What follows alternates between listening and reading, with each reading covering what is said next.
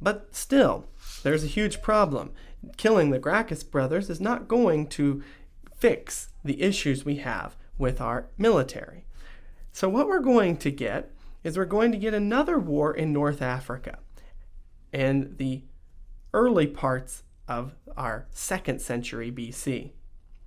And this war is going to go very poorly. So the Senate is seen as misleading the army, and eventually a man named Marius runs for consulship under the platform that he would do better in war. Now this is interesting. He won despite being part of the equestrian group, and the Council of the Plebes sidestepped the Senate by making him general of the army in Africa. So the Senate didn't have a say, which is not normal. And Marius went off to be a general in Africa to lead the war. Now suddenly we have a new idea. Do generals need to be loyal to the Senate, or do they need to be loyal to the Council of the Plebes? Marius won the war in Africa and then fought against the Gauls and the Celts to the north of Rome, who had been threatening Rome, and beat them as well. So he wins in 2 major battles, making him extremely powerful. Now, how did he do this? Well, he had a new form of raising a military. Rather than only picking from our landed citizens, he picked landless urban poor and rural laborers who were not landowners for his army, with the idea that they would swear loyalty directly to him as general, not to the Senate, and that when they won these battles, the increased amount of land, they would get then land in payment. So instead of getting paid like a regular Roman soldier, at the end for their loyalty, they would be given land, which is what they wanted. So instead of just giving land redistribution, Marius offers land for military service. The key aspects of the Marian reform, then, is that it created a military recruitment where soldiers were loyal to individual generals, not the state, and who expected some sort of reward for their military service, particularly land ownership. Now so Marius will be consul from 107 to 1, and then 104 to 100, so he's actually consul several times. And after Marius then stops being consul, you're going to get increased problems.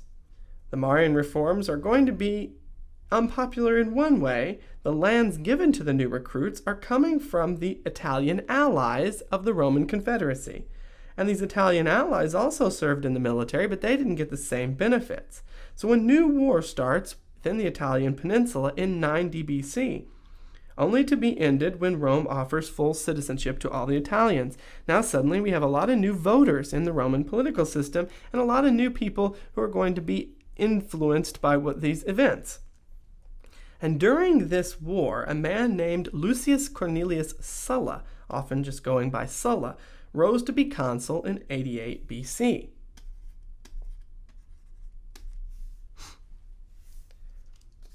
He was given control of the army by the Senate, and that made him unpopular because the Senate was now giving control without asking the Council of the Plebes, who had given Marius control.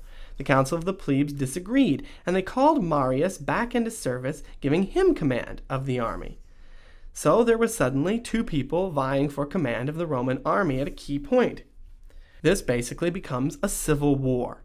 Sulla then turns his army on Rome and kills Marius' supporters. Then when he leaves to go command the army in a different location, Marius returns and kills Sulla's men. In the midst of this, Marius dies of old age. So Sulla comes back to Rome, forces the Senate to make him dictator to, quote, preserve the republic, and then wiped out his opposition. So he seizes power using the army. Sulla dismantled the popular assemblies, the tribunes of the plebes, expanded the size of the Senate, and pretty much reversed the reforms of the past 200 years. He would then be dictator until 79 BC, where he would write his memoirs, and then he would retire, write his memoirs, and then die of chronic alcohol abuse. After Sulla's retirement, then, 2 men were given military appointments by the now increased Senate. Marcus Licinius Crassus, who we had talked about as being our hero of against Spartacus's slave revolt, and Gnaeus Pompeius Magnus, who is often just known as Pompey in English. Now, Crassus was very wealthy because he had been successful in defeating that slave rebellion by Spartacus, and Pompey was given military command in Spain and become very powerful by succeeding in Spain. They came back and returned victorious, and both were elected as consuls in 70 BC, and they realized, even though they used to be men of Sulla's, they realized that Sulla was a little too heavy-handed. They basically restored the tribunes, gave power to the equestrian order, and revived the populares group and the assemblies. So they decided to roll back, in a sense, this reign of terror against Sulla's opponents, returning now the old way back to the Senate and the assemblies and restoring the tribunes. Pompey then gets another military leadership in the east and succeeds very well against a Macedonian kingdom in Asia Minor, expanding then Rome further into the Middle East. And he returns hoping to give the land in the new area to the veterans. Like Marius, he had promised his veterans and his veteran soldiers that they would get land in return, the land that they conquered.